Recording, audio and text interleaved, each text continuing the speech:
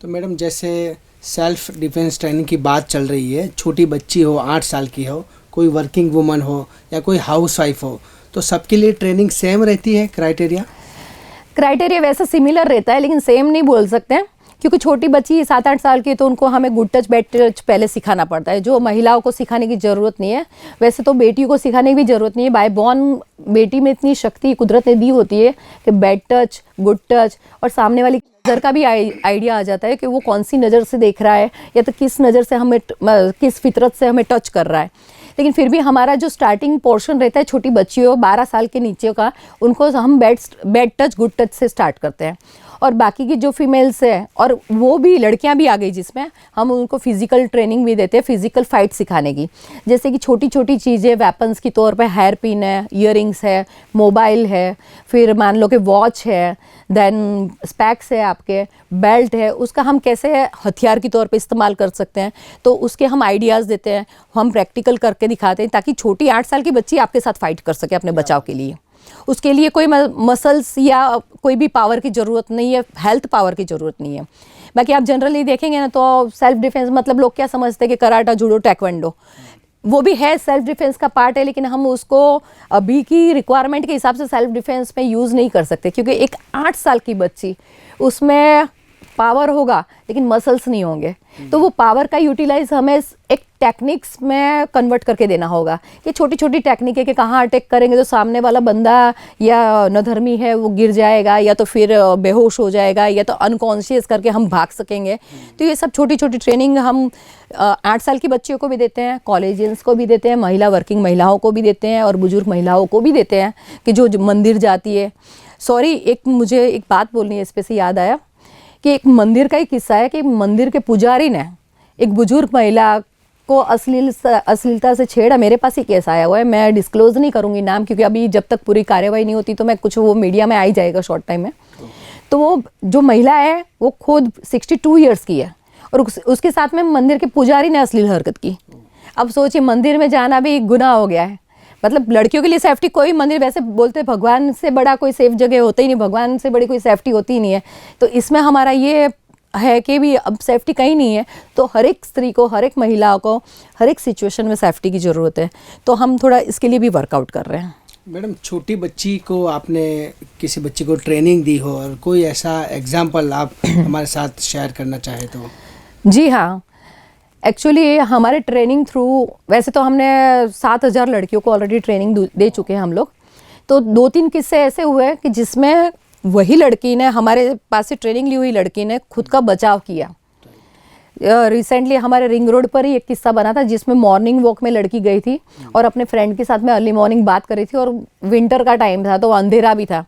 तो वो बात कर रही थी लड़के से, तो उतने में एक मुखोटा वो ब्लैक कलर का कुछ पहन के एक आदमी आया और उसने बोला कि तुम यहाँ क्या कर रहे हो? तो वो लड़के ने बोला कि क्या कुछ प्रॉब्लम है, हम तो बातें कर रहे हैं।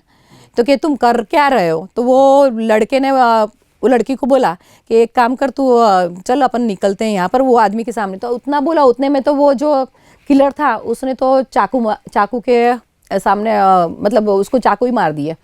तो लड़का तो ऑन द स्पॉट ख़त्म हो गया, लेकिन वो लड़का मरते मरते, मतलब जब चाकू मारे तक लड़की को बोला भागने के लिए, तो लड़की भागी। तो जैसे ही उसको चाकू मार दिया तो वो क्रिमिनल उसके पीछे भागा और भागा, तो वो लड़की भागती रही। फिर लड़की को याद आया, जैसे मतलब उसने लड़की को पे अटैक किया तो गिर गई लड़की गिर गई और चाकू जैसे ही मारने गए तो लड़की ने दोनों हाथ से चाकू पकड़ लिया।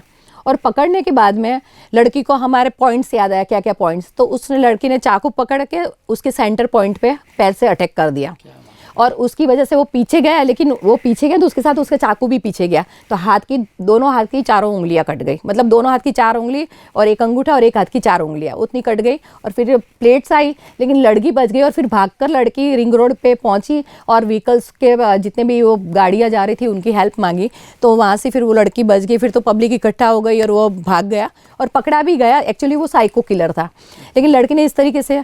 फिर एक और हुआ था किस्सा जिसमें लड़की स्कूल जा रही थी और एक नहीं 4-5 लड़कियां थी। उसमें से हमारे यहाँ ट्रेनिंग ली हुई 2 लड़कियां थी, दोनों फ्रेंड ही थी।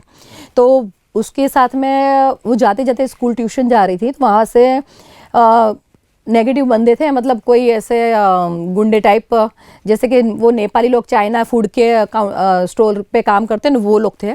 तो उन्होंने वो लड़कियों को छेड़ती की, और छेड़ती मतलब अश्लील हरकत करने की कोशिश की दिन में। मतलब अर्ली मॉर्निंग था, 7 बजे का tuition time, school time, sorry 7 बजे का था, तो 6:45 बजे के आसपास अंधेरा था। तो वो तो ठीक है, चाकू रखा लड़की को और ऐसी हरकत करने के लिए बोला। तो वो लड़की घबरा गई। फिर उनको हम लोग की ट्रेनिंग याद आई कि मैम ने बोला था ऐसी कुछ सिचुएशन होती है तो वहाँ बाइट कर लेने के प्राइवेट पार्ट पे। तो वो एक्चुअली प्राइवेट पार्ट की हरकत करवाने जा रहा था। तो उसने नीचे बैठी भी सही, सॉरी मुझे बताना पड़ेगा ताकि बता सकूँगी, इतना ओपनली तो नहीं बोल पाऊंगी। तो उसने, वो लड़की ने उस जगह पर बाइट किया और दूसरी का हाथ पकड़ रखा था, वो भाग नहीं जाए। तो वो लड़की ने अपनी बॉटल लेके उसके सर पे मार दी और दोनों लड़कियां भाग गई, क्योंकि दूसरा लड़का बाहर खड़ा हुआ था अपने चांस के लिए, और ये लड़की भागने की कर रही, तो ये लड़की किसी को बोला नहीं, इसलिए उसको खींच रखा था। तब भी वो लड़की ने अपना बचाव किया अटैक करके। तो हमारे लिए तो बहुत बड़ा ये प्लस पॉइंट है कि आज हमारी ट्रेनिंग की वजह से 3 लड़कियों ने अपनी जान बचाई। और ऐसी तो कई भी है जो छोटी छोटी हरकत रहती है अपनी बचाव करती है, लेकिन ये जो मेन बड़े इंसिडेंट हुए थे उसके बारे में मैं आपको बता रही हूँ। फिर मैंने उनके पेरेंट्स को बोला भी सही, वो लड़कियाँ मेरे पास आई भी सही कि ऐसी घटना हमारे साथ हुई तो क्या कर सकते हैं। तो मैंने उनको एक्शन लेने का बोला, लेकिन वो बोलते हैं ना हमारा घटिया समाज, मैं तो घटिया ही बोलूँगी, भले मेरा समाज भी हो किसी का भी हो, कि उसके डर से कई बेटियां ऐसी घटनाओं की भोग बनती है। और भोग तो बनती है, मरने का कारण भी हमारा समाज ही बनता है। मैंने उन लड़कियों को बोला, उनके पेरेंट्स को, कि आप एक्शन लो, लीगल एक्शन लो, लेकिन उन्होंने समाज के डर से, शर्म में आकर उन्होंने कोई एक्शन नहीं लिया और ना ही कोई कार्यवाही की। तो ये इंसिडेंट बना है। लेकिन एक प्लस पॉइंट था कि मेरी ट्रेनिंग की वजह से 3 लड़कियों ने अपनी जान बचाई और इज्जत बचाई। मैडम, इसमें कोई ऐसा प्रोविज़न नहीं है कि लड़की अपना नाम छुपा के लीगल कोई एक्शन ले पाए? प्रोविज़न है, एक्चुअली प्रोविज़न ही ये है, हम लड़की का फेस भी डिस्क्लोज़ नहीं कर सकते और ना ही हम नाम डिस्क्लोज़ कर सकते, लेकिन फिर भी पेरेंट्स समाज के डर से डरते हैं।